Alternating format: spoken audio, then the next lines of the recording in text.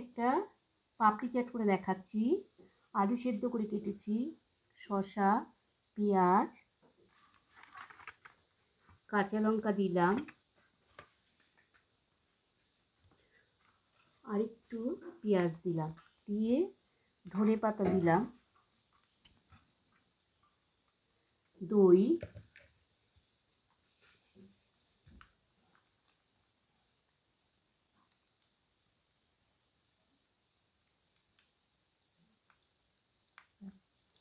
এবার ভাস্কর নুন দিলাম, আর চাটনি বানিয়ে রেখেছি, কিছুটা চাটনি দিলাম।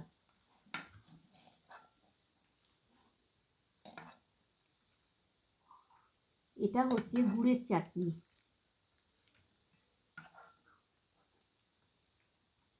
আর একটু লঙ্কার গুঁড়ো সামান্য এটা দিলাম, আর ভাজা জিরের গুঁড়ো, এটা দিয়ে পুরো আমি এটাকে মেখে নিলাম।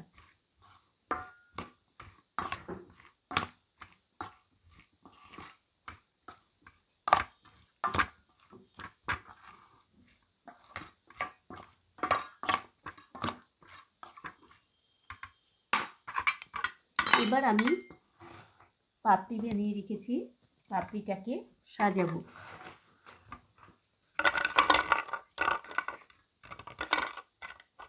পাপড়িটাকে সাজালাম, সাজিয়ে এর মধ্যে আমি এই মাখাটা তুলে দিলাম।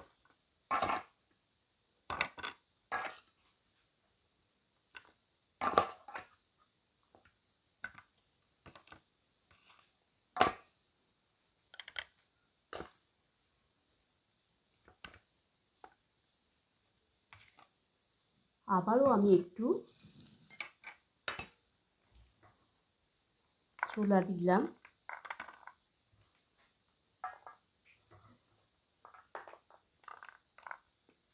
আর একটু ধনেপাতা দিয়ে দিলাম,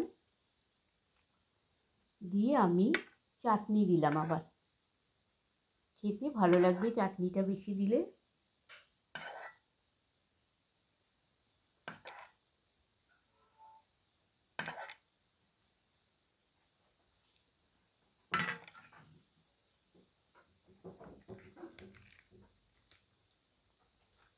আর একটু দই দিলাম, দেখতেও সুন্দর লাগবে, খেতেও ভালো লাগবে।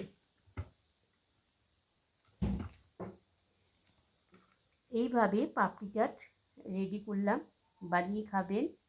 ভালো লাগলে লাইক কমেন্টস দেবেন। বাই।